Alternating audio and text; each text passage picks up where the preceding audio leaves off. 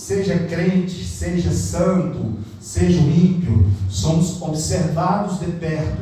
O machado está posto, Deus está procurando verdadeiros adoradores que o adorem em espírito e verdade. Se o machado está posto à raiz da árvore, significa que toda árvore tem um machado, está ali, Deus está observando. Se for bom, irmãos, se a raiz for bom, eu te garanto uma coisa, que nunca o machado vai passar naquela raiz. Outra coisa, 3 coisas nos mostram que nós somos observados. E 3 coisas nos identificam que nós somos uma boa árvore diante de Deus. Sabe por quê, irmãos? Porque o Deus observa, primeiro, aquilo que sai da nossa boca. Por quê? Porque a boca fala o que o coração está cheio.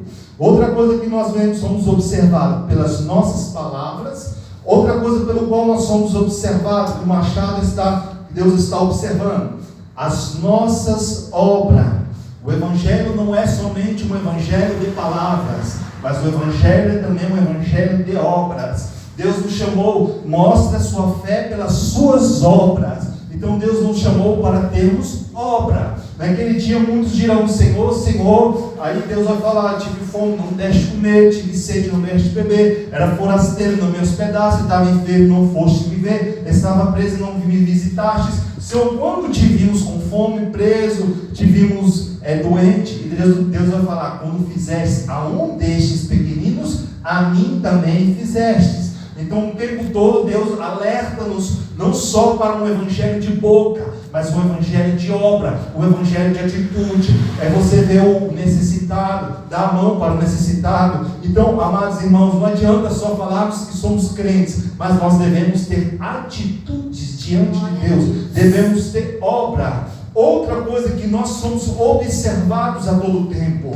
é com a nossa mente, através dos nossos corpos. O seu corpo vai aonde a sua mente está ligada. Sabe por quê, amados irmãos? Porque o pecado, antes de você cometer um pecado pelo seu corpo, primeiro ele começa pelo seu olho. Sabe como, amados irmãos? O olho é a janela da alma. Você olha, você deseja. O pecado, como a Bíblia diz, ela desce para o coração, germina, cresce e ali a pessoa peca. Ninguém vai chegar e pecar. Eu estou na igreja, estou firme, vou pecar. Não. Primeiro o diabo tenta te seduzir com os olhos, com as concupiscências dos olhos. A pessoa caiu, aceitou a concupiscência dos olhos. Então sabe o que acontece? Ela passa a pecar. Por quê? Porque ela foi seduzida, a mente dela foi seduzida. Por isso que eu falo para os irmãos, cuidado com aquilo que você assiste na televisão. Cuidado com aquilo que você planta os seus olhos. Cuidado, porque aquilo que você vai ver é o que vai descer para o seu coração.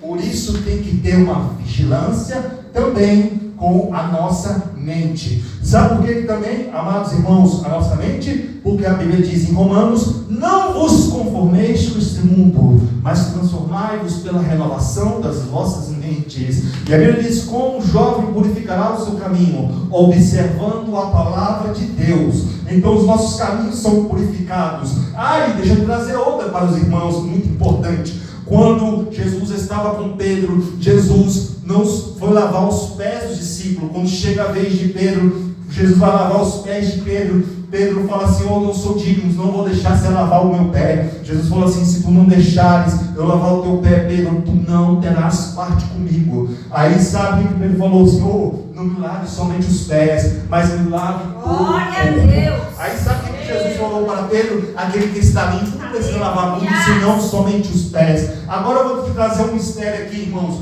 Lá no Antigo Testamento, se nós formos estudar a tipologia bíblica, nós vamos ver que o sacerdote, ele quando passava pelo altar do sacrifício, ele entrava num lugar, depois do altar do sacrifício, ele passava pela pia de cobre.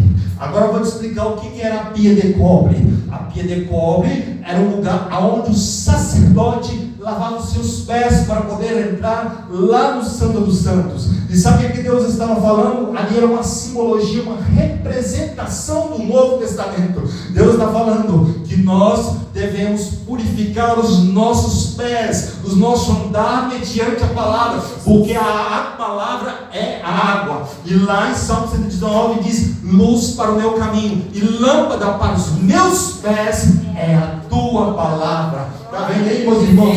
Então a nossa mente vai, o nosso corpo vai aonde a nossa mente está ligada. Se você está ligado com Deus, você é purificado dia após dia pelo poder da palavra de Deus.